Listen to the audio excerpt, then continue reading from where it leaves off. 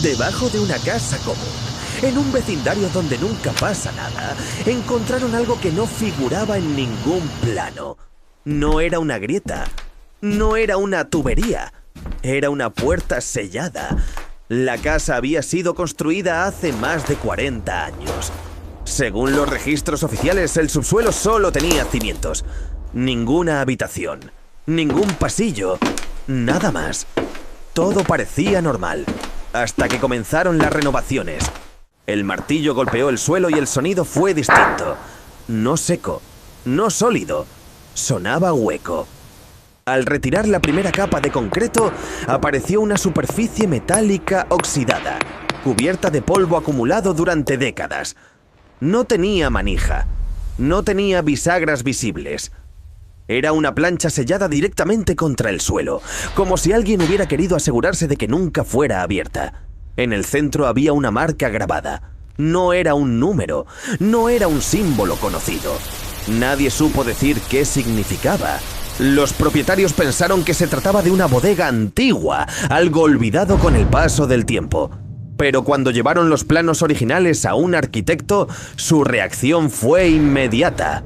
Él revisó los documentos, volvió a mirar la puerta y dijo algo que cambió por completo la situación. Esa estructura no debía estar ahí. No solo no aparecía en los planos, sino que parecía haber sido sellada desde afuera.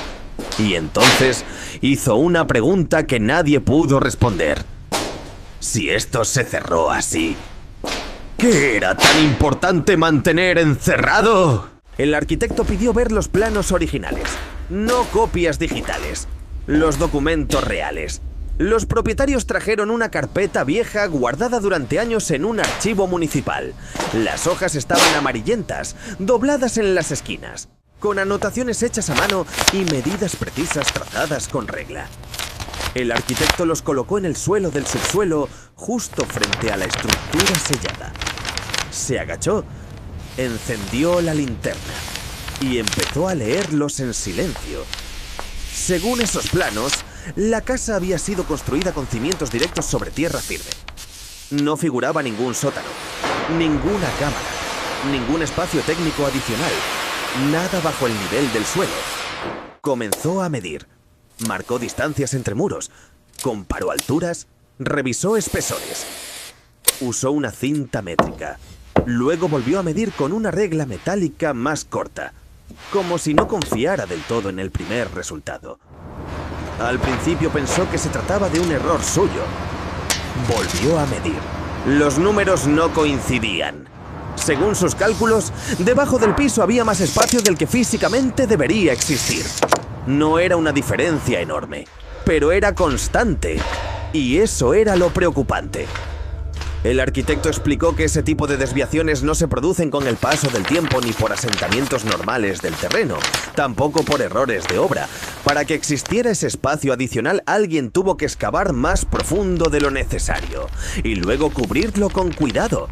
Cuando los propietarios preguntaron si podía tratarse de una cámara antigua, una bodega olvidada o algún tipo de espacio técnico, el arquitecto negó con la cabeza. Dijo que las estructuras de ese tipo se construyen para ser accesibles. Se abren desde adentro, no se sellan desde arriba. Se quedó mirando la superficie metálica durante varios segundos sin hablar. Luego volvió a mirar los planos. Y finalmente dijo algo que nadie esperaba escuchar.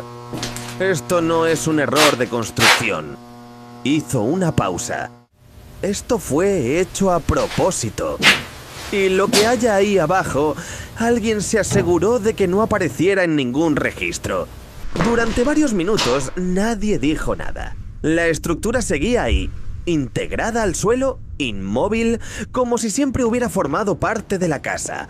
No parecía una modificación posterior ni una solución improvisada.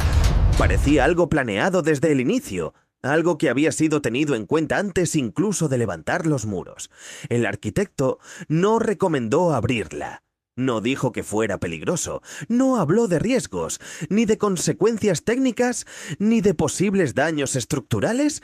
Solo dijo que no era necesario. Aún así, alguien decidió comprobarlo. No con fuerza, no con prisa, no con la intención de abrirla. Solo lo suficiente como para confirmar que realmente estaba sellada. La herramienta tocó el metal con cuidado. El sonido fue distinto al del concreto, más profundo, más vacío, como si debajo no hubiera tierra compacta ni relleno. Se hizo una pausa. Nadie habló.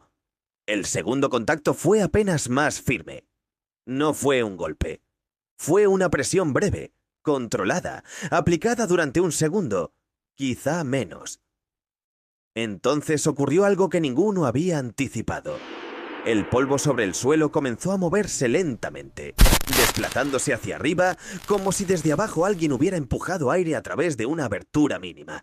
No fue inmediato, no fue brusco, fue gradual, casi cuidadoso.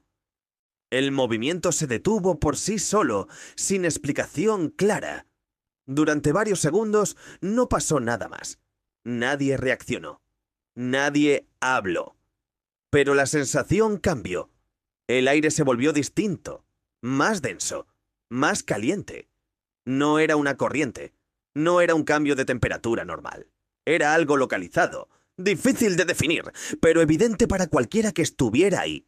Nadie sugirió continuar, nadie dijo que se detuvieran. Simplemente dejaron la herramienta en el suelo como si hacerlo fuera una decisión compartida, tomada sin necesidad de palabras. Permanecieron observando la abertura mínima durante varios segundos más, en silencio, esperando algo. No hubo sonidos claros, no hubo movimientos visibles, pero cuando se alejaron apenas unos pasos, fue evidente que el espacio debajo no estaba vacío. No por lo que se veía, sino por lo que ya no se sentía igual. La temperatura, el aire, el silencio mismo. La decisión fue no abrir más. No ese día, no sin entender primero qué era exactamente lo que habían perturbado. Y si aquello, desde abajo, ya había notado que algo había cambiado arriba. Durante los días siguientes, no se volvió a tocar la estructura. Nadie intentó abrirla. Nadie volvió a medir. Pero el subsuelo dejó de sentirse igual. Al principio fueron detalles menores, cambios difíciles de justificar. La temperatura ya no se mantenía estable. Había zonas del piso que estaban ligeramente más cálidas que otras sin ninguna razón técnica aparente. Luego aparecieron marcas, no grietas nuevas, no daños. ¡Marcas! Líneas finas, apenas visibles, que no estaban ahí antes. No seguían un patrón decorativo ni estructural, pero tampoco eran aleatorias. Se repetían, siempre a la misma distancia entre sí, como si alguien hubiera medido el espacio desde abajo. En un punto, el consumo eléctrico de la casa comenzó a variar durante la noche. No picos bruscos, no apagones. Ajustes mínimos, constantes, imposibles de notar sin revisar los registros completos. Cuando se compararon esos datos con los planos originales, quedó claro que las variaciones coincidían exactamente con la zona sellada. No era actividad aleatoria, era uso. Nadie habló de animales. Nadie mencionó fallas técnicas, porque ninguna de esas explicaciones se encajaba del todo. Lo inquietante no era que hubiera algo debajo. Lo inquietante era que sabía cómo usar el espacio, que respetaba límites, que no avanzaba más allá de lo necesario, como si hubiera estado ahí desde antes, y solo se hubiera adaptado a lo que construimos encima. La investigación se detuvo sin un cierre formal, no por falta de pruebas, sino por la falta de una explicación que pudiera ponerse por escrito. El informe quedó archivado, sin conclusiones, sin recomendaciones, solo con una nota final escrita a mano que decía: no intervenir, no modificar, no excavar, porque lo que sea que esté ahí abajo no parece hostil, pero tampoco parece ajeno, y eso para algunos fue suficiente para no seguir preguntando.